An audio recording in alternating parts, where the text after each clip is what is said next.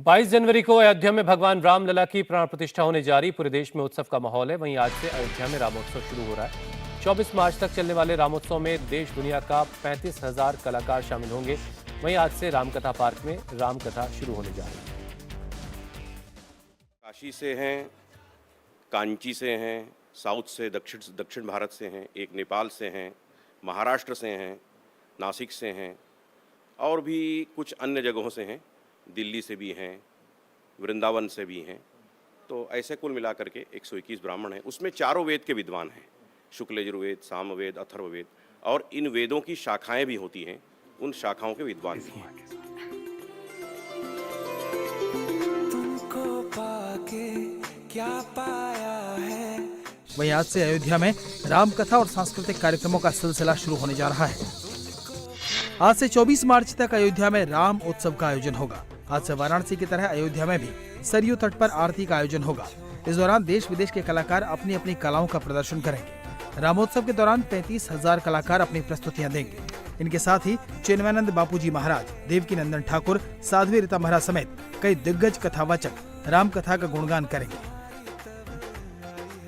राम जन्मभूमि के ऊपर बने मंदिर में, गर्भगृह में, अपने जन्म स्थान पर ठाकुर विराजमान हो रहे हैं। तो यहाँ के संतों का तो वहाँ रहना आवश्यक ही है। इसलिए मैं स्वयं यहाँ के संघ के अधिकारियों के साथ, परिषद के बाकी लोगों के साथ निमंत्रण करने आया हूँ और सब मिला करके देश भर से 4,500 संत और 2,500 अन्य प्रमुख लोग, इनका हम अयोध्या में स्वागत करेंगे। और साथ ही साथ स्वामीनारायण के सब मंदिरों समेत विश्व के 5 लाख मंदिरों में हिंदू समाज सामूहिक रूप से इस कार्यक्रम को देखेगा और इसमें सहभागिता करेगा। 22 तारीख को भगवान राम की प्राण प्रतिष्ठा होने वाली है और आपको बता दें, देश में हर कहीं रामलला की गूंज है। लोग हर्षोल्लास में डूबे हुए हैं।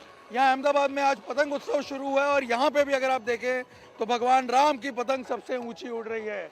यहाँ अगर आप देखें, भगवान राम की ये पतंग जो है वो यहाँ बनाई हुई है। सूरत के कुछ काइट आर्टिस्ट ने करीब 16 स्क्वायर मीटर लंबी ये पतंग है, जिसे पेंट करके बाकायदा बनाया गया है सूरत के 4 आर्टिस्ट द्वारा। और ये पतंगे आप देखिए, अभी कुछ देर पहले गुजरात के मुख्यमंत्री ने भी इन पतंगों को उड़ाया।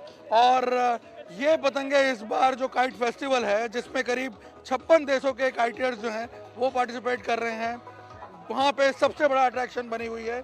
ये सूरत के आर्टिस्ट हैं जिन्होंने ये पतंग बनाई है। आप लोगों ने बनाई है पतंग? कैसे बनाई है?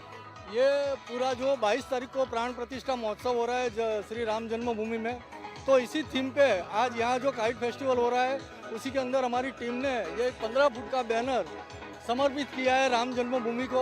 और अहमदाबाद में आज जो काइट फेस्टिवल शुरू हुआ है, अच्छी पतंगे उड़ रही है, उसमें ये हमारी थीम लोगों की ये पतंगे, जो कि एक अद्भुत नज़ारा यहाँ पे पेश कर रहे हैं। गुजरात का ये जो काइट फेस्टिवल है, ये वैसे भी बहुत फेमस है।